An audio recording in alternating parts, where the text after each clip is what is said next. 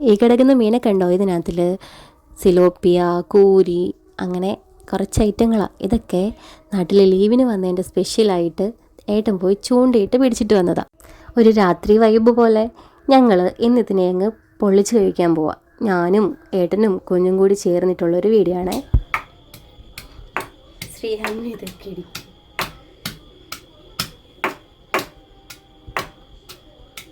അപ്പം ഞങ്ങൾ മീൻ ഇന്ന് പൊരിക്കാൻ പോവാന്ന് കാണിച്ചു തരാം.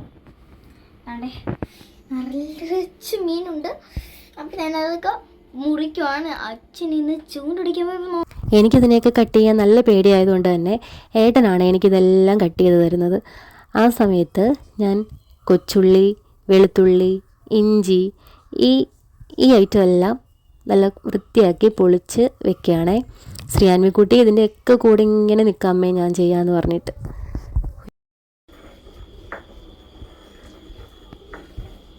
ഉപ്പൊക്കെ ഇട്ട് കഴുകി എടുക്കണം.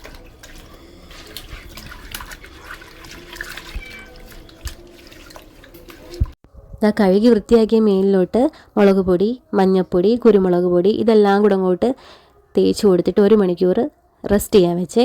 സവാള, തക്കാളി, വെളുത്തുള്ളി ഇതെല്ലാം കട്ട് ചെയ്തതും പിന്നെ തേങ്ങാപ്പാൽ ഇതിനകത്തിൽ ഉപയോഗിച്ചിട്ടുണ്ടായിരുന്നു കേട്ടോ. തേങ്ങാപ്പാൽ 1-ാം പാലാണ് ഉപയോഗിച്ചിട്ടുണ്ടായിരുന്നത്. അതിനുശേഷം 1 മണിക്കൂർ റെസ്റ്റ് ചെയ്യാൻ വെച്ചിട്ടുണ്ടായിരുന്ന മീൻ നമ്മൾ വെളിച്ചെണ്ണ ഉപയോഗിച്ചിട്ടാണ് വെളിച്ചെണ്ണയ്ക്കകത്തിൽ ഫ്രൈ ചെയ്തെടുത്തു. നമ്മുടെ മീനാണെങ്കിൽ 2 സൈഡും തിരിച്ചും മറിച്ചും ഇട്ട് ഫ്രൈ ചെയ്തെടുത്തിട്ട് അതേ എണ്ണയിൽ തന്നെ ഞാൻ സവാള, തക്കാളി, വെളുത്തുള്ളി ഇതെല്ലാം കൂടി ഒന്നിട്ടു. പിന്നെ മുളക് പൊടി, മല്ലിപ്പൊടി, കുരുമുളക് പൊടി ഇതെല്ലാം കൂടി ഒന്നിട്ടിട്ട് നന്നായിട്ട് ഫ്രൈ ചെയ്തെടുത്തിട്ട് അതിനകത്തിലോട്ട് നമ്മളാക്കി വെച്ചിട്ടുണ്ടായിരുന്ന തേങ്ങാപ്പാലും കൂടി ഒഴിച്ചിട്ട് നന്നായിട്ടൊന്ന് വേവുന്നത് വരെ വെയിറ്റ് ചെയ്തു.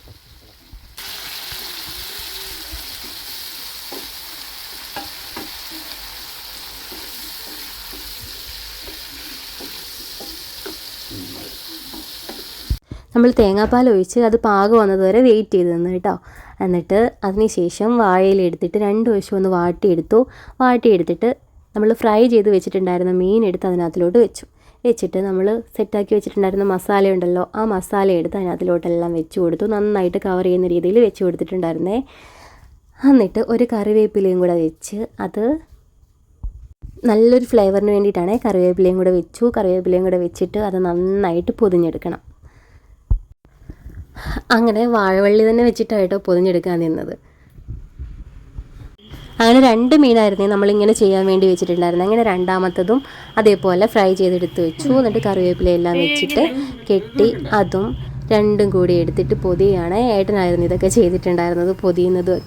അങ്ങനെ 2ഉം പാക്ക് ചെയ്ത് കഴിഞ്ഞപ്പോഴത്തേക്കും അത് ഒരു പാൻ എടുത്തിട്ട് പാനിനകത്തിൽ വെളിച്ചെണ്ണ ഒഴിച്ചിട്ട് 2 ഇതും കൂടി ഒരുമിച്ചായിട്ടോ ഒരുമിച്ച് വെച്ചിട്ട് കുറച്ച് നേരം ഒന്ന് സിമ്മിലിട്ട് അടച്ച് വെച്ചിട്ട് കുറച്ച് നേരം ആവിയിലും ആ ഒരു എണ്ണയിലും കൂടെ ചേർന്നിട്ട് ആ ഒരു വാഴയിലയുടെ മണവും ഒക്കെ നന്നായിട്ട് കിട്ടാൻ വേണ്ടിയിട്ട് അങ്ങനെ കുറച്ച് നേരം ഒന്ന് അടച്ച് വെച്ചിട്ടുണ്ടായിരുന്നേ.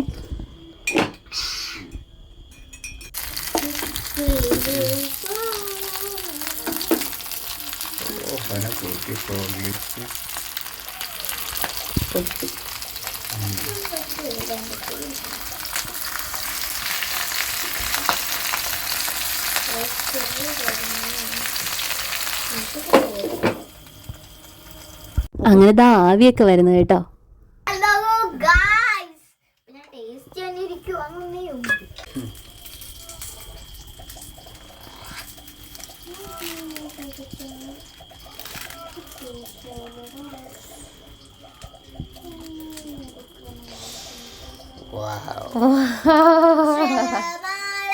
ശ്രീയാൻവി അങ്ങനെ അത് തുറന്ന് വന്നപ്പോഴത്തേക്ക് അടിപൊളി മണവും ഒക്കെ ആയിരുന്നു കേട്ടോ. ശ്രീയാൻവിക്കുട്ടിയാണെങ്കിൽ ഇവിടെ ടേസ്റ്റ് ചെയ്യാൻ വേണ്ടി കാത്തിരിക്കുക. നമുക്ക് കൊടുത്തു നോക്കാവേ.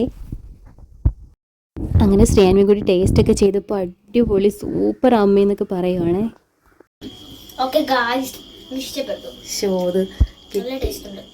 ചൂടായതുകൊണ്ട് അങ്ങനെ ഊതിയിട്ട് വെച്ച് കൊടുക്കുകയാണേ. അപ്പോൾ ഇതായിരുന്നു ഇന്നത്തെ വീഡിയോ. എല്ലാവർക്കും ഇഷ്ടപ്പെട്ടെങ്കിൽ ലൈക്ക് ചെയ്യുക, ഷെയർ ചെയ്യുക, സബ്സ്ക്രൈബ് ചെയ്യുക. Thank you.